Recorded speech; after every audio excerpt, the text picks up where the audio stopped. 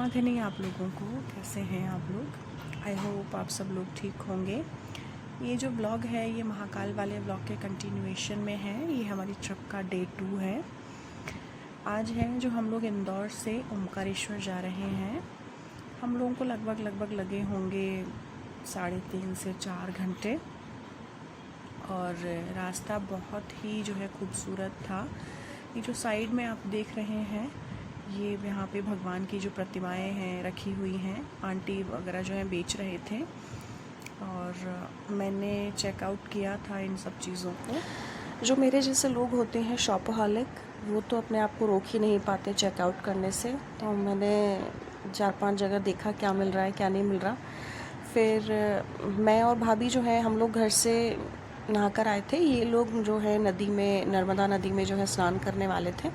ये मुझसे काफ़ी आगे चले गए तो मैं कुछ ले नहीं पाई और मुझे भाग के इनके पास जाना पड़ा। सीढ़ियों से उतरते ही ना तट बने हुए हैं नहाने के, पर हम लोग थोड़ा सा आगे आए थे क्योंकि यहाँ पर भीड़ कम थी। फिर इन लोगों ने स्नान किया नर्मदा जी में, मैंने और भाभी ने भी हाथ मुँह धोया।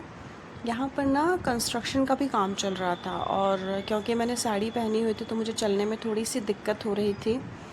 तो सबसे पहले तो मैंने अपनी स्लीपर्स को हाथों में लिया। इन लोगों ने स्नान किया, कपड़े वगैरह चेंज किए, फिर हम लोग दर्शन के लिए चले गए थे। ओमकारेश्वर मंदिर जो है, इसका नाम ओमकारेश्वर इसलिए है, भैया बता रहे थे, जो हस्बैंड के फ्रेंड हैं वो लोकल हैं यहाँ पे।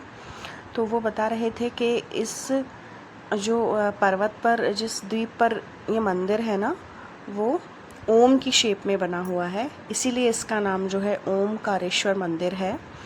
और ये नर्मदा नदी चारों तरफ से इस मंदिर को जो है घेरती है। ये नदी जो है इसके चारों तरफ जाती है। और भी बहुत सारी जो है लोकल जो कहानियाँ होती हैं, जो लोक मान्यताएं होती हैं, वो भी काफ़ी सारी है, भैया बता रहे थे। अच्छा, जैसे हम लोग ज्योतिर्लिंग विज़िट कर रहे हैं तो मुझे नहीं पता कि कितने लोग जानकारी लेते हैं वो जहाँ जा रहे हैं उस जगह की, लेकिन मैं थोड़ा सा इंटरेस्ट रखती हूँ। हम जहाँ जाते हैं तो वहाँ के स्कल्पचर्स में और चीज़ों में, तो मैंने पढ़ा है भारत में ना टोटल 12 ज्योतिर्लिंग है। ज्योतिर्लिंग कैसे बने इसके पीछे भी एक कहानी है। कहानी ये है कि एक बार ब्रह्मा जी में और विष्णु जी में जो है बात हुई कि हम में से बड़ा कौन है। तभी वहाँ पर शिव जी आए और उन्होंने जो है ज्योति स्तंभ का जो है रूप धारण किया और कहा उन्होंने दोनों से कि इसका जो आदि और अंत ढूंढ लेगा वही आप दोनों में से बड़ा है। लेकिन दोनों ही असमर्थ रहे, दोनों ने ही जो शिव जी की महिमा को स्वीकार किया और ऐसा माना जाता है कि उसी को जो है ज्योतिर्लिंग कहते हैं। हम सभी को जो है दर्शन बहुत अच्छे हुए, बहुत अच्छे से दर्शन जो है करवा रहे थे पंडित जी सभी लोगों को। मंदिर में जब हम गए तो ये आप देखें कि जो स्तंभों पर कार्विंग हुई हुई है, यहाँ नहीं हर जगह, स्पेशली साउथ इंडिया में जो नक्काशियाँ जो कारीगर करते थे पहले, उनके पास में कोई ऐसी टेक्निक्स नहीं थी, कोई भी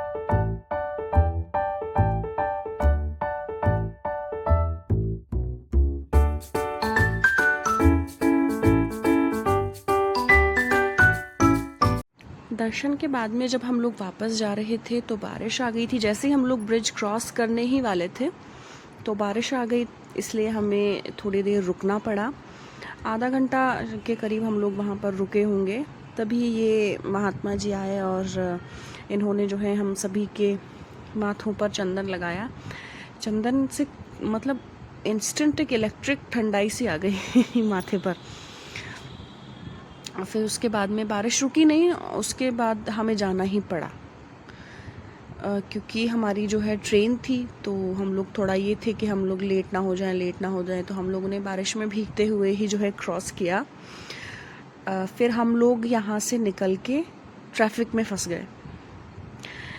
हम लोग सुबह जल्दी घर से निकले, सारा काम ऑन टाइम हो गया था, लेकिन 5.5 घंटे 6 घंटे लगभग हम लोग को ट्रैफिक में लग गए थे उस दिन। और हमारी ट्रेन थी उज्जैन से 8:30 बजे की। तो हमारा ये प्लान था कि हम लोग ओमकारेश्वर से फ्री होके 4-5 बजे के समथिंग इंदौर आएंगे, वहाँ से एक लोकल ट्रेन पकड़ के हम लोग उज्जैन जाएंगे फिर उज्जैन से तो हमारे टिकट्स थे ही हम सभी के, पर जो है हम लोग पहुँचे ही इंदौर जो है शाम को 7 बजे। ट्रेन तो हमारी ऑब्वियसली मिस हो गई थी क्योंकि कोई चांस ही नहीं था कि हम लोग कैसे भी उज्जैन पहुँच जाएंगे। फिर हम लोग होंगे, और पता नहीं मैं क्यों खुश हो रही थी क्योंकि मैं इस ट्रेन से अक्सर ट्रैवल, ये तो खैर रात को चलती है, जो सिमिलर नाम की ट्रेन है जो दिन में चलती है, जयपुर इंदौर जोधपुर रणथंबोर एक्सप्रेस, उस ट्रेन से मैं काफ़ी जयपुर आई गई हूँ। तो मैं नैना को ये कह रही थी कि इस ट्रेन से मैं सवाई माधोपुर से जयपुर जाती थी, आज मैं इंदौर से जयपुर जाऊँगी, जो इस ट्रेन का जहाँ से ये चलती है। अच्छा, एक और इंटरेस्टिंग बात कि ना इंदौर होकर कोई भी ट्रेन नहीं जाती, वाया इंदौर कोई भी ट्रेन नहीं जाती है। यहाँ से ट्रेन शुरू होती है और यहाँ पे आके एंड हो जाती है, क्योंकि इसके बाद में जो है रेलवे ट्रैक है ही नहीं। मुझे ये बात यहीं पे पता चली। आई होप आप सबको ये मेरा जो छोटा सा व्लॉग था अच्छा लगा होगा। अगर आपको अच्छा लगा है तो please like share and subscribe my channel.